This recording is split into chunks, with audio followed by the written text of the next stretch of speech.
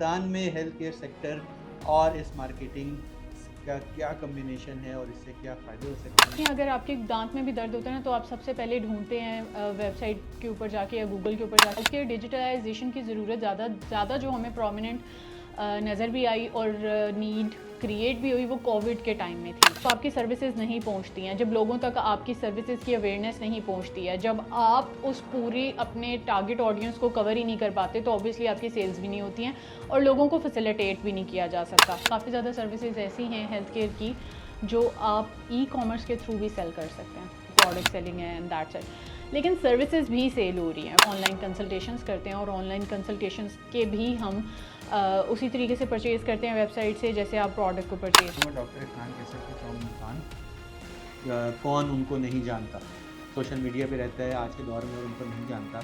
उनकी स्पेशलिटी क्या है और वो किन टॉपिक्स पर बात करते हैं। इख्तिलाफ बहुत सारे लोगों को हो सकता है उनके साथ, बट उन्होंने क्या क्या अवेयरनेस मार्केट तक पहुंचाई, क्या क्या अवेयरनेस लोगों तक पहुंचाई और ख़ास तौर पे अपनी डॉक्टर कम्युनिटी के लिए एक बहुत बड़ा वो रोल मॉडल हैं।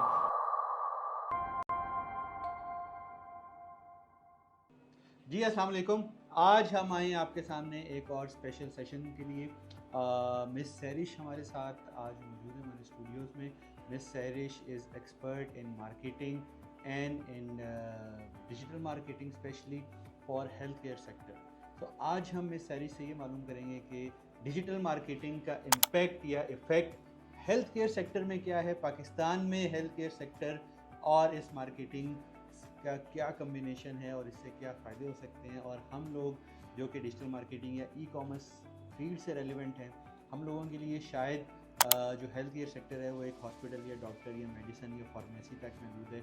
डिजिटल टेक्नोलॉजी ट्रांसफॉर्मेशन और ई कॉमर्स में हेल्थ केयर में स्पेशली क्या क्या एक्टिविटीज़ हो रही हैं पाकिस्तान में और वो किस तरीक़ेकार से ग्रो कर रहा है।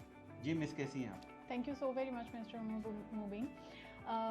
हेल्थ केयर सेक्टर में सबसे ज़्यादा नीड होती है, देखें जो कस्टमर्स हैं जिन्हें हमारी ज़बान में पेशेंट्स कहते हैं, ये एक बेसिक सी नीड है कि हर इंसान को हेल्थ केयर कहीं ना कहीं लाइफ में किसी ना किसी फेज़ में, even at the time of birth, they need that care and hospital services in the life. लेकिन सेम विद दैट एस्पेक्ट हमारे हॉस्पिटल्स और हेल्थ केयर प्रोवाइडर्स को भी ज़रूरत होती है ताकि वो अपने सेल्स, अपनी कस्टमर सर्विस और अपनी मार्केटिंग को इन्हांस करें और अपने पेशेंट नंबर को इंक्रीज़ करें। क्योंकि हमारे जो हेल्थ केयर इंडस्ट्री है माशाल्लाह से वो बड़े शहरों में काफ़ी ज़्यादा सैचुरेट हो चुकी है और बहुत ज़्यादा हमारे पास अपॉर्चुनिटीज़ हैं, डिफरेंट हेल्थ केयर प्रोवाइडर्स हैं, but people are not aware of that कि हमने किसे चूज़ करना है और कहाँ पे हमें सही सर्विसेज मिलेंगी। तो दोनों एस्पेक्ट से ये चीज़ें ज़रूरी हैं। एज अ पेशेंट मुझे ये जानने की ज़रूरत है कि अगर मुझे कोई भी XYZ डिज़ीज़ है तो मुझे किस डॉक्टर को दिखाना है, और विद द सेम पर्सपेक्टिव हम as a health care provider हमें हमारे कस्टमर, अपनी ऑडियंस तक पहुंचना है। देखें अगर आपके दांत में भी दर्द होता है ना, तो आप सबसे पहले ढूंढते हैं वेबसाइट के ऊपर जाके या गूगल के ऊपर जाके, आप लोग लिखते हैं कि who is the best dentist around me, near by और समथिंग, और ऑब्वियसली वहाँ पे एक लिस्ट शो हो जाती है। फिर आपको पता चलता है कि ये हमारे डॉक्टर्स हैं जो नियर बाय अवेलेबल हैं और हम यहाँ पर जा सकते हैं। That is convenient. उनकी फ़ीस भी लिखी होती है, उनके क्लिनिक, उनके सर्विसेज जो भी वो प्रोवाइड कर रहे होते हैं वो सब वहाँ पे मेंशन होती हैं। So this is basically a part of marketing. Obviously उन्होंने अपना पोर्टफोलियो डिस्प्ले किया है, गूगल में लोगों के लिए एक्सेसिबल बनाया ताकि उनकी इन्फॉर्मेशन जो है वो पेशेंट्स तक पहुँच सके। इसीलिए मार्केटिंग बहुत इम्पॉर्टेंट है, क्योंकि हम लोगों को नहीं पता होता बहुत सारी स्पेशलिटीज़ का जो हमारी डिज़ीज़ को एड्रेस कर रही होती हैं। फॉर एग्ज़ाम्पल आजकल बहुत सारी सब स्पेशलिटीज़ भी आ गई हैं। Even if I talk about कि एक जेरियाट्रिक्स की डोमेन आ गई है, अब पाकिस्तान में काफ़ी इंट्रोड्यूस भी हो गई है। दैट इज़ बेसिकली डोमेन जिसमें हम एल्डरली पेशेंट्स को ट्रीट करते हैं। काफ़ी ज़्यादा लोगों को पता ही नहीं है। अगर बूढ़े लोग हैं जिनकी काफ़ी एज हो चुकी है और उन्होंने डॉक्टर्स को ट्रीट करना, उन्हें किसी सिम्टम्स को ट्रीट करना है और वो डॉक्टर को ढूंढ रहे होते हैं, तो वो XYZ डॉक्टर के पास जाने के बजाय वो एक डॉक्टर के पास जा सकते हैं जो उनकी सारी प्रॉब्लम्स को एड्रेस कर सकता है। तो ये पेशेंट में अवेयरनेस हमें क्रिएट करने की ज़रूरत है, लोगों को इन्फॉर्मेशन प्रोवाइड करने की ज़रूरत है। अब जिन हॉस्पिटल्स में जेरियाट्रिक्स के डॉक्टर बैठते हैं, ऑब्वियसली वो अपनी उन सर्विसेज को जब तक प्रमोट नहीं करेंगे, लोगों को पता ही नहीं चलेगा कि यहाँ पे हम कौन कौन सी सर्विसेज प्रोवाइड कर रहे हैं। क्योंकि एक नॉर्मल पेशेंट लैंग्वेज में एक पेशेंट के लिए डॉक्टर का मतलब डॉक्टर ही है। उनको नहीं पता कि कौन सी स्पेशलिटीज़ हैं, उनको नहीं पता होता कि मुझे जो भी डिज़ीज़ है इसका नाम क्या है, और ये अगर डिज़ीज़ है तो मैं कैसे जानूँ, या मुझे कब पता चलेगा कि मैंने डॉक्टर को दिखाना है इसके बारे में, और किस डॉक्टर को दिखाना है। सो इसलिए ये सब चीज़ें दोनों पर्सपेक्टिव से बहुत इंपॉर्टेंट है। बहुत अच्छा आपने ब्रीफ कर दिया। हेल्थ केयर और योर डिजिटल का एक कॉम्बिनेशन है, ये आपने इसको डिफाइन कर दिया, बट इसका स्कोप क्या है? पाकिस्तान की अगर हम बात करें तो आई डोंट थिंक तो पाकिस्तान में बहुत सारे ऐसे लोग हैं जो कि डॉक्टर्स को या मेडिसिन को सर्च करते हैं, या आई डोंट थिंक सो कि वो टेक्नोलॉजी को या हम ई कॉमर्स को इस हेल्थ केयर के साथ एक कम्बिनेशन बना सकते हैं, इसको कंबाइन कर सकते हैं। तो उसका स्कोप या उसकी जो ट्रांसफॉर्मेशन है, because you work and I guess कि आप वो वाहिद इंसान हो पाकिस्तान में जिसने हेल्थ केयर को ट्रांसफॉर्म करना शुरू किया in terms of digital marketing या इन टर्म्स ऑफ टेक्नोलॉजी। तो as a pioneer of this new era of healthcare with relevant of technology and e-commerce and digital marketing, तो आप इसके स्कोप को क्या देखते हो, इसका फ्यूचर क्या है?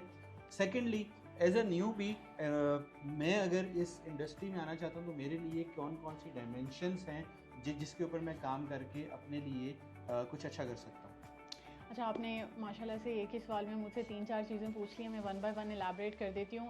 बीइंग अ पायनियर अगर हम बात करें तो ये हेल्थ केयर डिजिटलाइजेशन की ज़रूरत ज़्यादा जो हमें प्रोमिनेंट नज़र भी आई और नीड क्रिएट भी हुई, वो कोविड के टाइम में थी।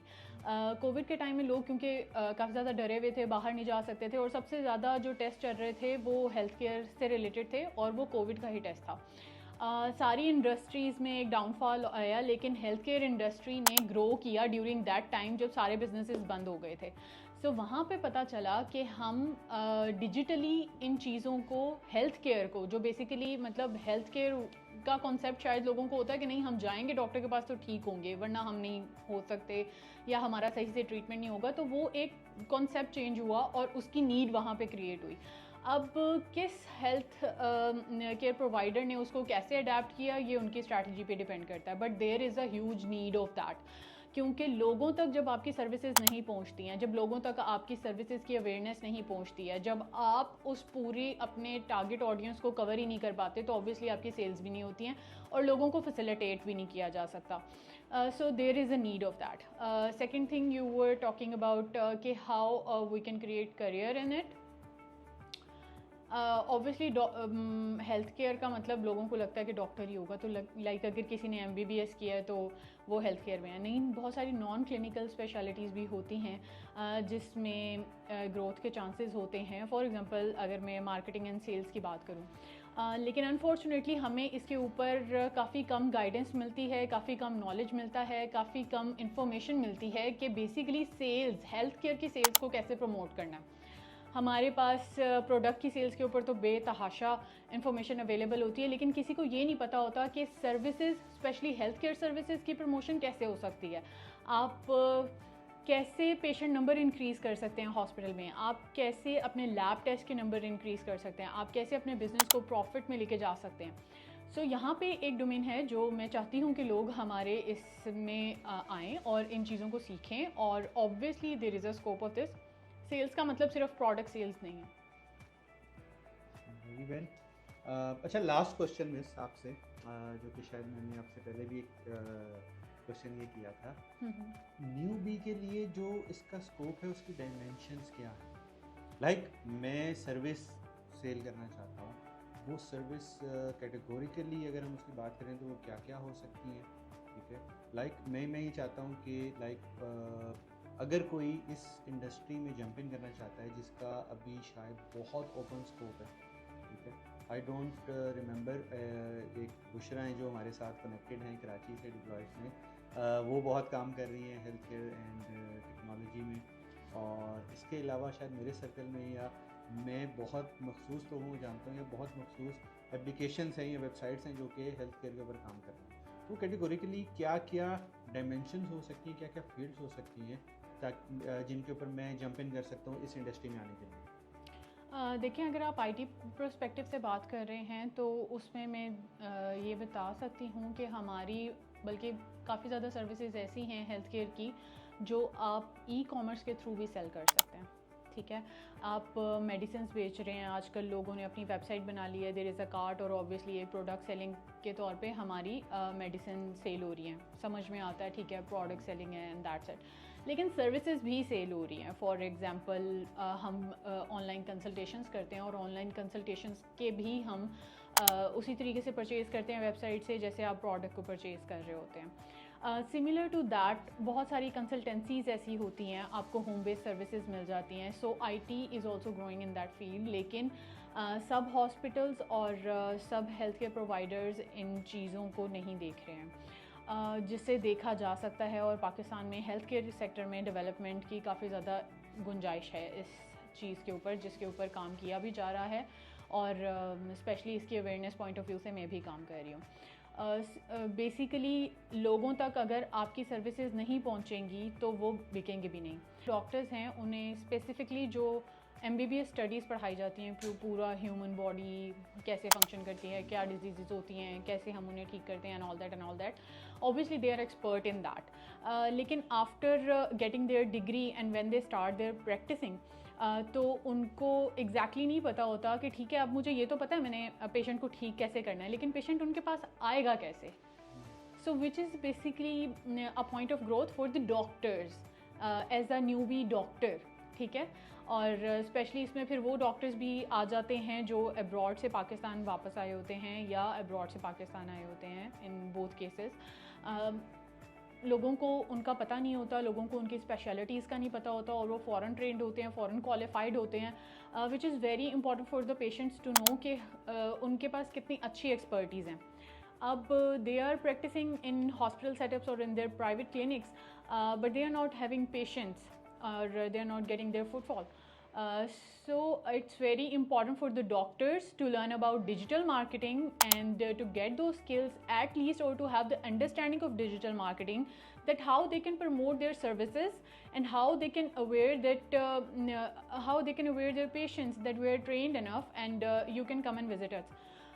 अब इसमें इट्स जस्ट लाइक दैट कि जो डॉक्टर आपको बता रहा होता है ना, उसका इन्फ्लुएंस पेशेंट के ऊपर बहुत ज़्यादा होता है। तो सिमिलर टू दैट, जब डॉक्टर खुद सोशल मीडिया के ऊपर आके डिजीज़ के बारे में अवेयरनेस दे रहा होता है ना, तो लोग उससे ज़्यादा इन्फ्लुएंस होते हैं।